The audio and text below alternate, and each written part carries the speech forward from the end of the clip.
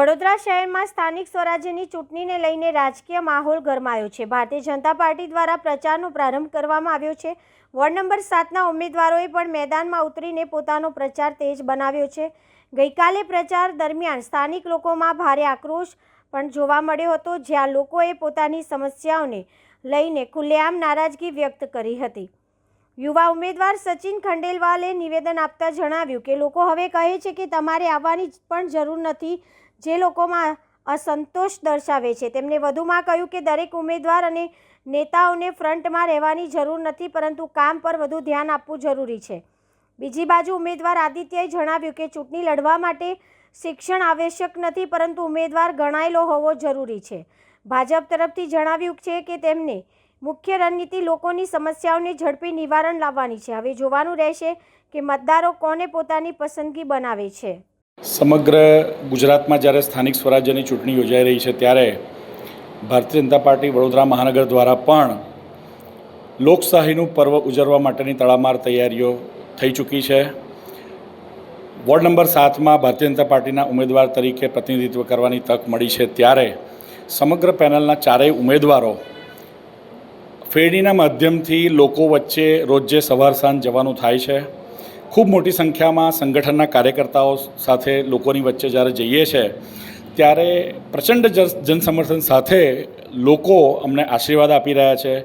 આનું કારણ ફક્ત ને ફક્ત એટલું જ કે અમારી પાછળ કમળનું એક વિશ્વસનીય નિશાન છે।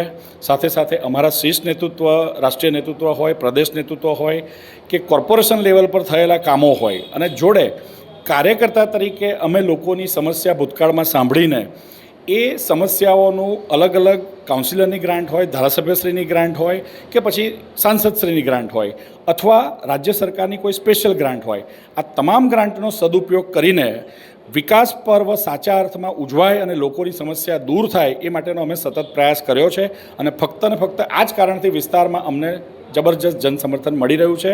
આખી પેનલ ફક્ત વિજયની વાત નથી, પણ ભવ્ય વિજય માટેની વાત છે, અને એ ભવિષ્યમાં સાકાર થશે અને અમે લોકોનો વિશ્વાસ જીતવામાં સફળ થઈશું અને જનપ્રતિનિધિ તરીકે ઉત્કૃષ્ટ કામગીરી કરીશું।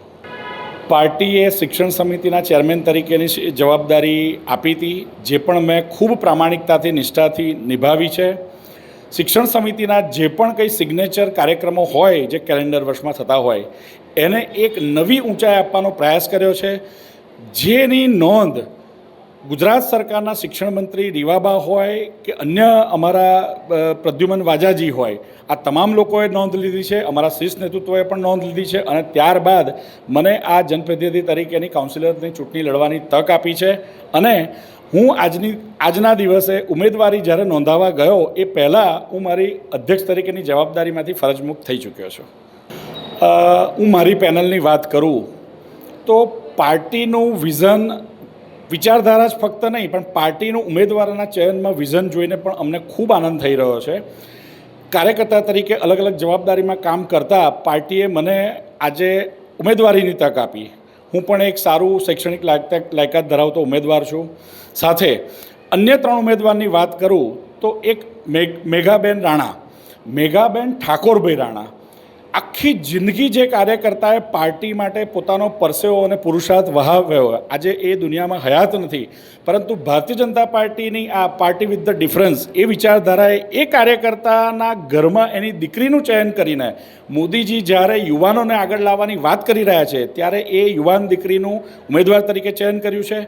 બીજા એક ઉમેદવારની વાત કરું તો કાઉન્સિલર તરીકે એક ગત ટર્મમાં ખૂબ સારું પરફોર્મન્સ કરી ચૂક્યા છે એવા શ્વેતાબેન ચૌહાણ ઉત્તેકરબેનને પણ પાર્ટીએ એમનું કામ જોઈને ફરી તક આપી છે। અમારા ચોથા ઉમેદવારની વાત કરું તો સચિનભાઈ ખંડેલવાલ, વર્ષો સુધી એવા કેટલાય પડદા પાછળના કાર્યકર્તાઓ છે કે જે પાર્ટીની એવી કોઈ જરૂરિયાત હોય એ સમયાંતરે પૂરતા કરતા હોય છે અને પિક્ચરમાં આવતા પણ નથી હોતા। આ પ્રકારના કાર્યકર્તાને પણ આપણે પાર્ટીએ જાહેરમાં લાવવાનો પ્રયાસ કર્યો છે અને પ્રતિનિધિત્વ કરવાની તક આપી છે। આમ ઉમેદવારોનું 7 નંબરના વોર્ડની વાત કરું તો ઉમેદવારોનું ચયન અત્યંત શ્રેષ્ઠ છે। આજના જમાનામાં એક બેઝિક શૈક્ષણિક લાયકાત હોવી એ એક પોઝિટિવ પાસું ચોક્કસ ગણી શકાય, અને ઘણીવાર શિક્ષિત મેજોરિટી કેસમાં શિક્ષિત હોય તો એના વાણી વર્તન વ્યવહાર વિચારની પદ્ધતિમાં ચોક્કસ ફરક હોય છે, પરંતુ આપણે એવા પણ ઉદાહરણ જોયા છે. હું અહીંયા આધ્યાત્મિક વાત કરીશ.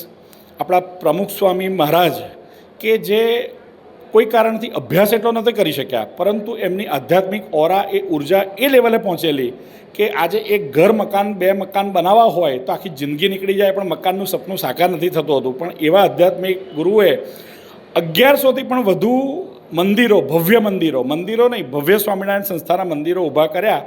તો ઘણીવાર વ્યક્તિ એવું બને પણ ભણેલો ન હોય, પરંતુ એને ગણેલો હોય પોતાની બચપનની પરિસ્થિતિના નિર્માણને કારણે, તો એ પણ ચોક્કસ સફળ થતો હોય છે.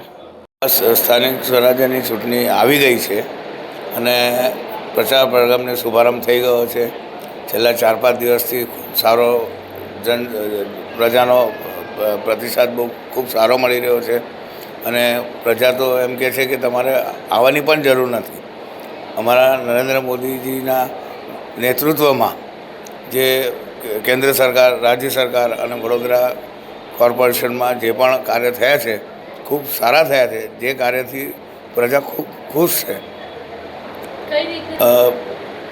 અમારા ઉમેદવારો 4 પૂર્ણ બહુમતીથી વિજય થવાના છે એવો અમને વિશ્વાસ છે અને વડોદરા શહેરમાં પહેલા નંબર પર અમારા આખા પેનલની લીડ આવશે એવો અમને વિશ્વાસ છે. અને એના પછી અમારી રણનીતિ એ રહેશે કે અમારા વિસ્તારના દરેક લોકોને જીવન જરૂરિયાત માટેની જે પણ સેવાઓ છે, રોડ છે, ગટર છે, પાણી છે, જે પણ જરૂરિયાત છે, પાછલા સમયની અંદર અમારા કાઉન્સિલરોએ ખૂબ સરસ કાર્ય કરેલ છે.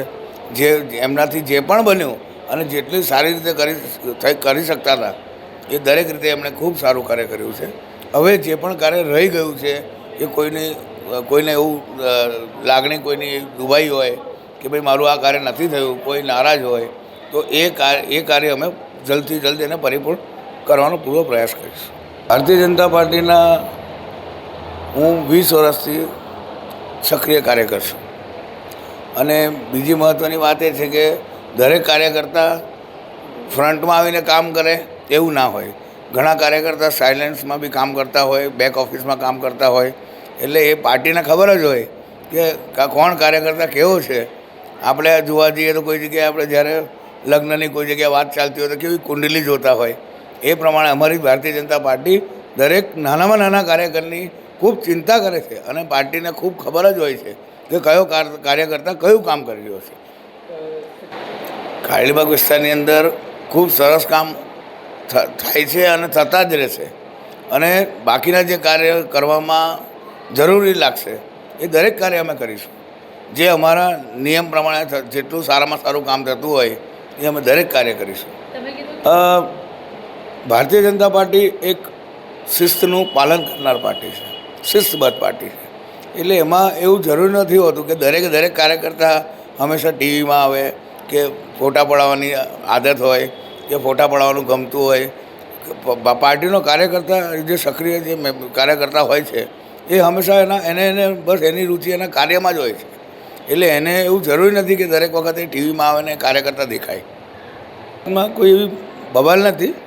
ખરેખર વાત એવી છે કે રજૂઆત કરવા માટે આવે છે ઘણા લોકો. જ્યારે અમારા પૂર્વ કાઉન્સિલરો હતા તે એ જ વિસ્તારની અંદર લાખો રૂપિયાના કામ કરેલ છે. જે જગ્યાએથી એ લોકોનો વિરોધ હતો એ જગ્યામાં અમારા પૂર્વ કાઉન્સિલરોએ અને પોતે શ્વેતાબેન ચૌહાણે એમના પોતાના કોટામાંથી અને અમારા ધારાસભ્ય શ્રી મનીષાબેન વકીલના કોટામાંથી, બાળુભાઈના કોટામાંથી, જેના કોટામાંથી જે કામ થઈ શકે કે સાંસદશ્રીના કોટામાંથી દરેક કાર્ય કર્યા જ છે. નથી કર્યા એવું નથી. હોઈ શકે કોઈ કાર્ય રહી ગયું હોય જેને લીધે એમની લાગણી દુભાઈ છે.